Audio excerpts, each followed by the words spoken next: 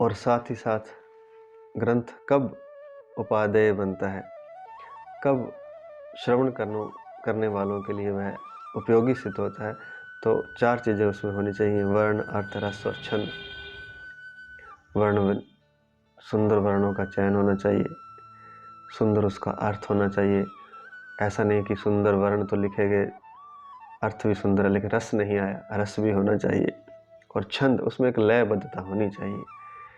तो रामचरितमानस में ये सभी कुछ है। इसलिए सबसे पहले तुलसीदास जी ने वर्ण, अर्थ, रस और छंद के बारे में लिखा है। वर्णानाम अर्थ संज्ञानाम रसानाम छंद सामपि मंगलानाम च कर्तारो वंदे वाणी विनायको, कि सभी की मैं वंदना करता हूँ।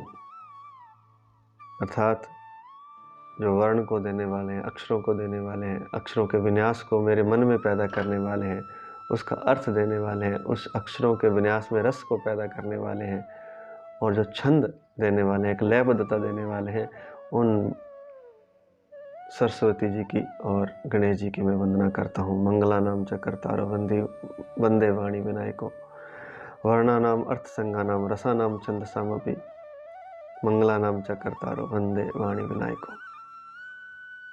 वैदिक पुराणिक साहित्य में सबसे श्रेष्ठ भक्त श्री गणेश जी हैं, और राम नाम के जप से जो पूजा के योग्य हुए,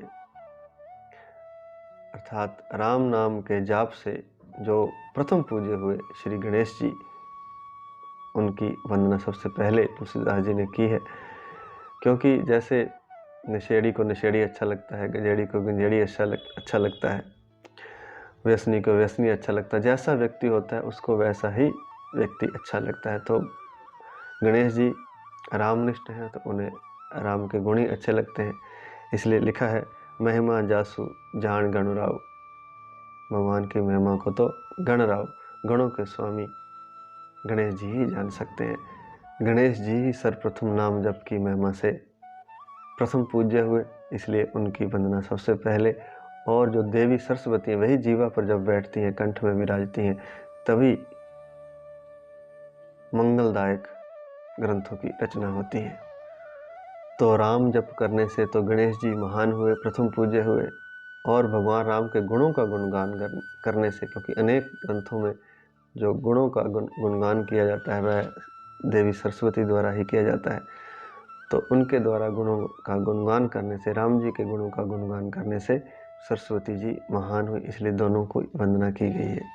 और दूसरे अर्थों में वेदों में, पुराणों में और धर्म ग्रंथों में और संपूर्ण काव्य ग्रंथों में सबसे अधिक गुणगान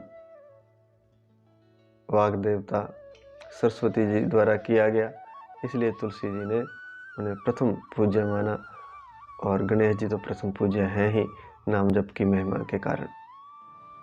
विद्वान जनों का यह भी मानना है कि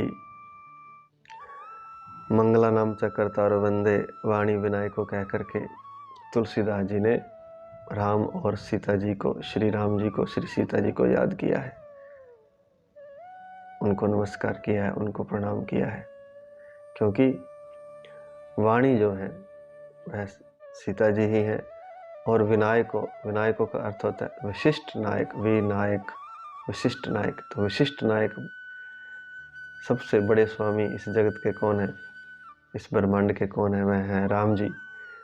तो विनायक को कहकर उन्होंने राम जी को याद किया है, राम जी की वंदना की है। और वाणी तो सीता जी का रूप है ही, तो सीता जी की वंदना की है। तो इस तरह से भी कुछ विद्वान मानते हैं।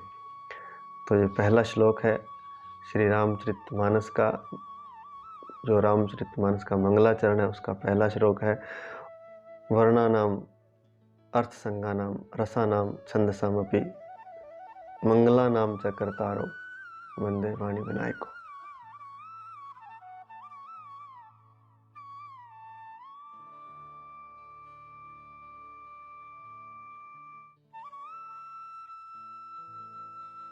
जय श्री राम।